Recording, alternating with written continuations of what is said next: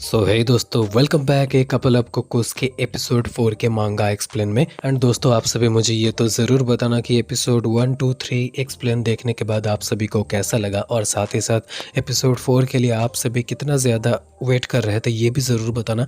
और साथ ही साथ आप लोगों को कौन सा सीन आज के एपिसोड में अच्छा लगता है वो भी मुझे ज़रूर बताना, क्योंकि आज एरिका का कुछ आप लोगों को नया देखने को मिलेगा जो कि पर्सनली मुझे बहुत ही ज़्यादा आज अच्छा लगा है एक्सप्लेन करते टाइम पे। एंड आज बहुत सारे डेट प्लान्स भी होंगे और थोड़ा सा कॉमेडी भी तो है यहाँ पे, तो आप लोगों को वो तो भी देखने को मिलेगा। एंड दोस्तों के साथ इस वीडियोस को ज़रूर शेयर करना, एक्सप्लेन को ज़रूर शेयर करना, ताकि वो लोग भी मांगा एक्सप्लेन देखें, उन लोगों को भी मज़ा आए। तो चलिए दोस्तों, एक्सप्लेन स्टार्ट करते हैं बिना किसी देरी के। Let's start today's episode. हम देखते हैं नागी फ़ोन का इस्तेमाल कर रहा था, तो साची उसे पूछता है कि वो तो ऐसा बहुत कम ही करता है, लेकिन नागी इधर बताता है कि वो डेट प्लान कर रहा था। और हम देखते हैं सभी टाइमिंग वो नोटबुक में लिख रहा था। साची इधर अपने कमरे में चली जाती है उसका मजाक उड़ाते हुए, और रूम में जाके उसे भी काफ़ी ज़्यादा बुरा लगता है। उसके बाद हम स्वीट शॉप के बाहर एक बड़ा सा लाइन देख पाते हैं जहाँ पर नागी अकेला खड़ा था। वो हीरो के साथ वहाँ पर आने का डेट प्लान कर रहा था, इसलिए वो वहाँ पर मुआयना करने गया था। उसके बाद हम देखते हैं वहाँ पर साची भी आ जाती है। साची इधर नागी को बताता है कि वो वहाँ पर दोस्तों के साथ आई थी और अब वो घर वापस लौट रही है। उसके बाद साची से नागी मदद मांगता है क्योंकि वो वहाँ पर सेगावा के साथ आने वाला था। तो ये सुनने के बाद साची थोड़ा सा बोर्ड हो जाता है, लेकिन आखिर में वो नागी को बोलता है कि उसे इसके बदले ट्रीट चाहिए।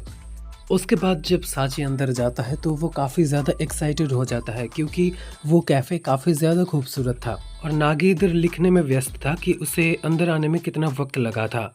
उसके बाद उनसे वहाँ पर पूछा जाता है क्या वो दोनों कपल है, और फिर वो ये भी बताती है कि कपल के लिए स्पेशल सीट वहाँ पर है। तो इधर साची हाँ बोल देता है। फिर नागी इधर साची से पूछता है कि उसने आखिर ऐसा क्यों कहा। तो उसके बाद साची जवाब देता है कि नागी वहाँ पर डेट की प्रैक्टिस करने के लिए आया है, तो वो ऐसे ही नॉर्मल सीट्स पर नहीं बैठ सकते, और आज वो यहाँ पर सिबलिंग की तरह नहीं आ सकते। उसके बाद साची इधर खींचातानी करती रहती है अपने बड़े भाई के साथ। क्या ये जगह अच्छा नहीं है बड़े भाई? आप यहाँ पर आके हीरो के साथ कुछ भी कर सकते हैं। शायद पहले डेट के लिए ये जगह अच्छा नहीं है। फिर हम देखते हैं सभी उन दोनों को लेकर बातें करने लगता है। कोई ये पेड डेटिंग बताता है या फिर कोई उन दोनों को भाई बहन भी बताता है। नागी को भी ये लगता है कि वो वहाँ पे बहुत लोगों का ध्यान खींच रहा है, क्योंकि जब भी वो साची के साथ बाहर आता था तो हमेशा से ही बिल्कुल ऐसा ही होता था। और उसके बाद हम देखते हैं उन दोनों के सामने उनका ड्रिंक सर्व हो जाता है। नागी को यही लगता है कि साची इस जगह पर पहली बार भी आ चुकी है, तो साची उसे यही बताती है कि यह जगह काफी ज्यादा पॉपुलर है, इसलिए ऐसा है। नागी को वो ड्रिंक सेगावा सान के साथ शेयर करना था, लेकिन अब चीजें थोड़ा सा उल्टा है। और फिर साची उसे बताती है कि वो यहाँ पर हीरो सान बनने का एक्टिंग कर रहा है। तो फिर उसके बाद वो दोनों उसे ड्रिंक को पीते हैं, और उसके बाद जब वो दोनों करीब आकर उस ड्रिंक को पी रहे थे तभी वहाँ पर एक क्लिक करने का आवाज आता है। वो दोनों जब देखते हैं तो वहाँ पर उनका फोटो क्लिक हो चुका था। हमारे शॉप के करंट प्रमोशन के चलते क्या हम इस फोटो को इंस्टा पेज पर यूज कर सकते हैं? क्या? ये तो काफी ज्यादा रूड है। हाँ, प्लीज कर दीजिए। ये तुम क्या कह रही हो साची? इंटरनेट काफी ज्यादा खतरनाक जगह है। बड़े भैया, वैसे अगर आप हमें परमिशन देते हैं तो आपका ये जो 1800 येन वाला सोडा ड्रिंक है वो बिल्कुल ही मुफ्त हो जाएगा। ठीक है, आप प्लीज इसका इस्तेमाल कीजिए। हाँ बड़े भैया। हे साची, वैसे क्या तुम्हें इस चीज से कोई दिक्कत है? हाँ, हाँ। मेरा मतलब है कि हाँ, मुझे दिक्कत तो है। क्या मतलब है? तुम सेगावा सान नहीं हो क्या? मैं भला उसके लिए आखिर ये चीज क्यों करूँगी? ये तो बहुत ही ज्यादा क्रीपी है। क्या ये इतना ही ज्यादा बुरा है? ओह हाँ, सच में जैसा तुम कर रहे हो ये सच में बुरा है। तो उसे तुम ये चीज देने की बिल्कुल भी हिम्मत मत करना। तुम बिल देख लेना। हाँ। और उसके बाद हम देखते हैं कि साची हीरो को मैसेज करता है। वो उसे ये बताता है कि वो उसके डेट के प्लान के लिए एक्साइटेड है, एंड देन उसे वो वाला फोटो भेजता है, जिससे हीरो को थोड़ा सा गुस्सा आ जाता है। और उसके बाद वो नागी का प्लान कैंसिल कर देता है, जो कि असल में साची के लिए ही हुआ था। और उसके बाद हीरो उसे प्लान भी देता है, तो वो फटाफट से तैयार हो जाता है कपड़े लेकर और घर से निकल जाता है, साची को ये बोलकर कि दरवाज़ा लगा देना। उसके बाद वो दोनों वहाँ पर जाकर मिलते हैं जहाँ पर फिक्स किया था। नागी का अब एक गर्लफ्रेंड था जो कि हीरो थी और वो आज और भी ज़्यादा खूबसूरत लग रही थी। ये सोचने के बाद वो ये सोचता है कि उसे प्लान ए से प्लान बी की तरफ बढ़ना होगा। तो उसके बाद नागी हीरो से यही पूछता है कि उसे आखिर प्लान ए पसंद क्यों नहीं आया। उसके बाद जब हीरो बताता है कि उसे वो प्लान बोरिंग लगा तो नागी को जोर का झटका लगा और वो मन ही मन सोच रहा था कि आखिर ऐसा क्यों हुआ। फिर वो उससे पूछता है कि क्या बात था, कल तक तो वो एक्साइटेड था तो आज उसने अचानक से बदल दिया। तो हीरो ने कहा कि ये असल में एक जोक है, उसे कुछ और करना था। तो उसके बाद वो लोग खाना खाने के लिए एक जगह पर जाते हैं जिसका शॉप बंद था। देन उसके बाद नागी ये सोचता है कि क्यों ना हीरो को मूवी दिखाने ले चले। तो वहाँ पर भी कोई भी टिकट नहीं था एंड नेक्स्ट मूवी होने में 2 घंटा बाकी था। हीरो को शायद थोड़ा बुरा लग रहा था। ये सोच के नागी अंदर ही अंदर घबराए जा रहा था। उसके बाद वो दोनों पार्क में जाते हैं। सेकावा इधर नागी से यही सवाल करता है कि शहर के बीचों बीच ऐसा एक पार्क था, उन्हें कभी पता नहीं था। तो वो ये पूछता है नागी से कि वो यहाँ पर क्या पहले आया था। नागी वहाँ पर एक ब्रेंच देखता है तो वो दोनों वहाँ पर जाकर बैठ जाते हैं। ये लो, शुक्रिया। माफ करना, मैंने ये कन्वीनियंस स्टोर से लाया है। नहीं, कोई बात नहीं। क्या सब कुछ यहाँ पार्क में ही खत्म हो जाएगा? हम कोई बच्चे हैं क्या? हालत बहुत ही ज्यादा खराब है। मेरे पास कुछ कैंडीज है, क्या तुम लेना चाहोगे उम्मीकुन? हाँ जरूर। और उसके बाद वो सभी कैंडीज खाते हैं। मुझे जल्दी ही कुछ ना कुछ करना होगा, मैं इन सब चीजों को ऐसे ही खत्म होने नहीं दे सकता। और वही नागी हीरो की ही बातें सोच रहा था कि हीरो को आखिर क्या क्या पसंद है। उसके बाद ही धीरे धीरे बारिश शुरू हो जाता है। तो ये देखकर तो नागी बिल्कुल पागल ही हो जाता है। हीरो उसे यही बताता है कि आज का दिन क्या ही अच्छा था। तो ये सुनने के बाद तो नागी पागल हो जाता है और सिर कूटने लगता है पेड़ पे। और फिर वो खुद को एक लूजर सा ही मानने लगता है। मैं सच में एक लूजर हूँ। ऐसा नहीं है, तुमने आज बहुत मेहनत की सभी जगहों को सोचने में, लेकिन मैं दुखी इस वजह से हूँ क्योंकि तुमने आज मुझसे ज्यादा बात नहीं की। ये थोड़ा सा बुरा है ना, माफ कर देना।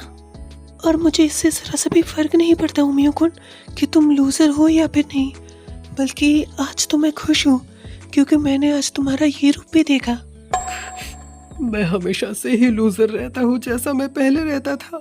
लेकिन मुझे लगता है कि डेटिंग में और भी चीजें होता है, जैसे कि ये बारिश, जैसे कि उस दिन जब हम दोनों एक साथ स्कूल से निकल रहे थे।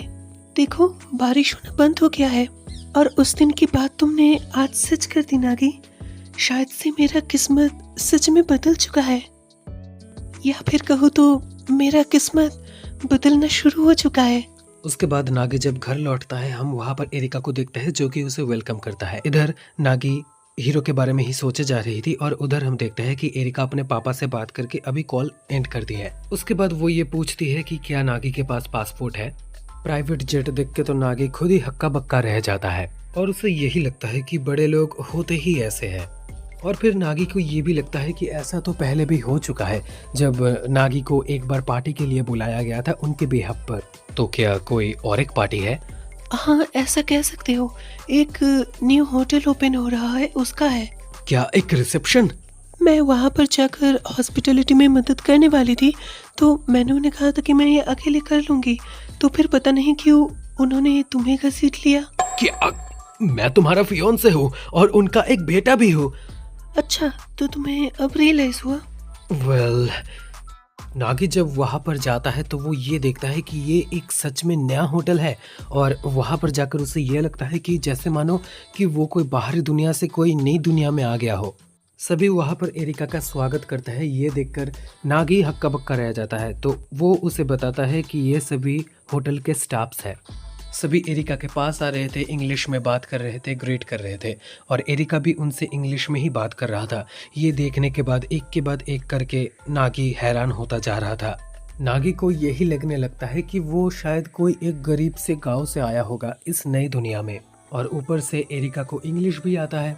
एरिका इधर नागी की बात को समझती है कि उसके लिए ये एक नया एनवायरनमेंट है और साथ ही साथ इंग्लिश उसके लिए कोई बड़ी बात नहीं है क्योंकि ये उसके लिए नॉर्मल है। और फिर एरिका इधर नागी को रूम से बाहर जाने के लिए कहता है क्योंकि उसे कपड़े बदलने थे। नागी कुछ भी खुद ब खुद कर नहीं पाता है, इसलिए एरिका उसे बताता है तुम थोड़ा घूम के क्यों नहीं आते। तो नागी को ऐसा ही लगने लगता है कि वो घूमेगा कहाँ पर क्योंकि उसे कुछ भी नहीं पता है। नागी वहाँ पर घूम रहा था और सब कुछ देख रहा था। वो ये देखकर हैरान था कि सब कुछ उस एक इंसान ने किया था जिसे वो अपना बाप कह सकता है। और नागी यही सोचने लगता है कि उसे इसलिए बुलाया गया है ताकि वो इधर एरिका की मदद कर पाए। लेकिन जैसा कि है, उसे खुद पर भी भरोसा नहीं था कि वो ये कर पाएगा या फिर नहीं। फिर दरवाजे का आवाज़ आता है और सभी ऊपर की तरफ देखने लगते हैं। सभी हैरान हो जाते हैं। मैं ये फिर से महसूस कर रहा हूँ, आखिर मैं एरिका को कैसे संभालूंगा। वो बिल्कुल एक अलग दुनिया में रहने वाली लड़की है। हम एरिका को देखते हैं जो कि सीढ़ियों से नीचे उतर रही थी। उसने एक खूबसूरत सा ड्रेस पहना था। सभी एरिका के पास दौड़े दौड़े आ रहे थे उसके साथ फोटो खिंचवाने के लिए। और नागी इधर, मेरा दिल फिर से तेजी से धड़क रहा है। मैं असल में एक वक्त के लिए भूल ही गया था कि यही असली एरिका है जो कि इस दुनिया की रहने वाली है, यानी एक अलग दुनिया में रहने वाली लड़की। तुम आखिर यहाँ पर क्या कर रहे हो नागी? जाओ, जाकर तुम्हें भी चेंज कर लेना चाहिए। ओह, क्या सच में? असल में तुम्हें पता है ना कि ये जगह सच में काफ़ी ज़्यादा अमेजिंग है। और हाँ, मैं जानती हूँ, और मैं इस कैसल की प्रिंसेस हूँ और तुम हो उस प्रिंसेस के फियांसे, एक विलेजर। मुझे ऐसा लग रहा था कि मानो जैसे मैं उस वक्त कोई सपना देख रहा था।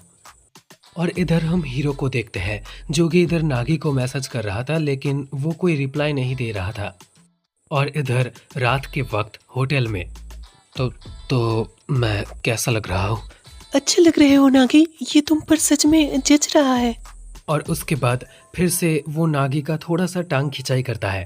नागी को बहुत ही ज़्यादा घबराहट हो रहा था क्योंकि वो वहाँ अचानक से आ गया और अब वो एक होस्ट की तरह काम करने वाला था। तो एरिका बस बताता है उसे फ्लो में चलने के लिए, जो कि नागी के लिए काफ़ी ज़्यादा मुश्किल था। तो एरिका उसे बताती है कि वो सभी के साथ उसे इंट्रोड्यूस करवाना चाहता है। और फिर वो दोनों जाकर छोटा सा स्पीच टाइप का देते हैं और सभी का धन्यवाद करते हैं क्योंकि वो सभी वहाँ पर आए थे। और फिर इधर हम देखते हैं नागी के पास एक आदमी आता है जो कि एरिका के साथ बात करना चाहता था। एरिका को हम देखते हैं वो दूसरे के साथ बात कर रहा था, तो नागी उसे बुलाकर वहाँ से ले जाता है। वो इंसान जो बात कर रहा था एरिका को भी समझ में नहीं आता है क्योंकि एरिका को बड़े बड़े वर्ड्स समझ में नहीं आते थे इंग्लिश के।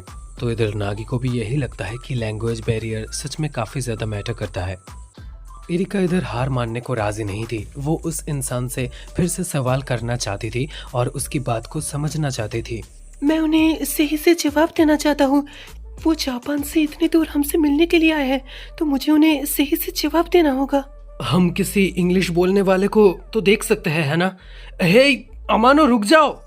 और उसके बाद वो कुछ खाने का नाम बोलते हैं जहाँ पर कुछ कुछ चीज़ें होते हैं, जैसे कि जापानीज पोर्कू फ्राइडो राइसू बोरो, बोरो फ्राइडो राइसू बोरो करके ये सब चीज़ें अमानो को यानी एरिका को समझ में नहीं आ रहा था। उसके बाद नागी को समझ में आ जाता है कि वो किस चीज़ की बात कर रहे थे। वो था पोर्क कटलेट बोल। हमारे पास फूड डिनर नहीं है क्योंकि फूड डिनर बहुत ज्यादा सस्ता है। ओह, अरे अमानो सान, मेरा मतलब है कि वो खाना हमारे पास नहीं है। मेरा मतलब है क्या तुम भूल गए हो कि आखिर मेरा स्पेशलिटी क्या है? और फिर नागी उधर होटल के किचन रूम में जाता है। किचन रूम देखने के बाद नागी काफ़ी ज़्यादा अमेज्ड हो जाता है। वो एक बार वहाँ पर सब कुछ चेक कर लेता है कि पोर्क बनाने के लिए वहाँ पर सब कुछ है या नहीं। एरिका उसे ये बताने लगता है कि ये एक पैलेस है, इसलिए यहाँ पर कोई जापानीज स्टाइल का स्टाफ नहीं है। लेकिन नागी ने भी ये सोच लिया था कि वो तो पोर्क कटलेट बना के रहेगा। आपका इंतज़ार करने के लिए शुक्रिया। हम प्रेजेंट कर रहे हैं पोर्क कटलेट बोल। आखिर तुम ऐसे बोल कैसे कह सकते हो? ये पोर्क कटलेट बोल कैसे हो सकता है? ये तो चम्मच है। ये तो एक न्यू स्पीशीज की तरह लग रहा है। एग्जैक्टली, यहाँ पर जितने सारे लोग हैं उनके लिए हम बोल नहीं बना सकते, लेकिन इस जैसे पार्टी के लिए ये हालत सबसे ज़्यादा बढ़िया है और इन सभी का टेस्ट भी बिल्कुल सेम है। तो बताइए आखिर ये कैसा है? उसके बाद वो इंसान उन्हें ये बताने लगता है कि इस चीज़ का टेस्ट बिल्कुल नाकामे गुरु रेस्टोरेंट जैसा है, जैसा उसने अपने युवा होने के टाइम पे खाया था। तो वो उनसे ये सवाल करता है कि क्या ये दोनों उस रेस्टोरेंट के खाना बनाने वाले थे। और उसके बाद नागी एरिका से ये पूछता है, ये क्या बोल रहे हैं? मुझे लगता है कि उन्हें खाना पसंद आया है। नागी, मुझे लगता है कि तुम कोई विलेजर नहीं हो, तुम तो असल में एक हीरो हो। मुझे ऐसा लगता है कि मैंने कोई चीट कोड का इस्तेमाल कर दिया है। ये बहुत ही ज्यादा कमाल का खाना है मिस एरिका। आपने एक बढ़िया सा कुक यहाँ पर लाया है। प्लीज तुम क्या मेरे लिए काम करोगे? हाँ, मैं वो खाना फिर से खाना चाहता हूँ। नहीं नहीं। वो असल में मेरा फियोंसे है, कोई कुक नहीं। हाँ, मिस एरिका का क्या फियोंसे है? हाँ, मिस एरिका सच का में फियोंसे भी एरिका है? का मुझे तो फियोंसे पता ही नहीं है? था। क्या? एरिका भी दूसरे ही वक्त खुद इस चीज से हैरान हो जाती है। तुमने ऐसा बता दिया कि मानो जैसे हम दोनों ने एंगेजमेंट किया है, ना कि हमारे मम्मी पापा ने। मुझे अपनी बदतमीजी के लिए आप माफ कर देना, मैं ये बिल्कुल भी समझ नहीं पाया था। अरे नहीं, कोई बात नहीं। और उसके बाद सभी एरिका से यही पूछने लग जाते हैं कि क्या ये बात सच है। कोई कोई तो इस बात की प्रशंसा भी कर रहा था और कोई कोई ये भी पूछ रहा था कि ऐसा कब हुआ। हाँ, मुझे लगता है कि ये चीज ठीक है। ये बिल्कुल भी ठीक नहीं है। ये पोर्क कटलेट बोल तो सच में टेस्टी था, लेकिन एरिका, मुझे ऐसा लगा था कि मैं तुम्हारा फियोंसे बनने वाला हूँ। तो दोस्तों, एपिसोड 4 यहीं पर ही ख़त्म होता है और साथ ही साथ आप लोगों को आज कौन ज़्यादा अच्छा लगा आप सभी मुझे कमेंट पर ज़रूर बताना। बेसिकली आज मैं फर्स्ट 2 सजेशन अगर मैं दूंगा तो पहला जो है वो तो साची ही था एंड देन एरिका था। एरिका को मैंने इसलिए रखा क्योंकि उसने जो प्रिंसेस वाला ड्रेस पहना था एंड जो नागी को जो थोड़ा सा मतलब क्या कहे फ्लर्टरी टाइप का जो पिकअप लाइन टाइप जैसा होता है ना, तो वो जो बोला था अच्छा लगा था कि वो विलेज का है और ये प्रिंसेस है कैसल की, तो मुझे सच में वो अच्छा लगा था। और साथ ही साथ आप सभी को मुझे बताना कौन सा सीन बेस्ट लगा आप सभी को। तो आज वीडियो यहीं पर ही ख़त्म होता है। साथ ही साथ दोस्तों में तो ज़रूर शेयर करना, वीडियो को लाइक ज़रूर करना, चैनल को सब्सक्राइब ज़रूर करना।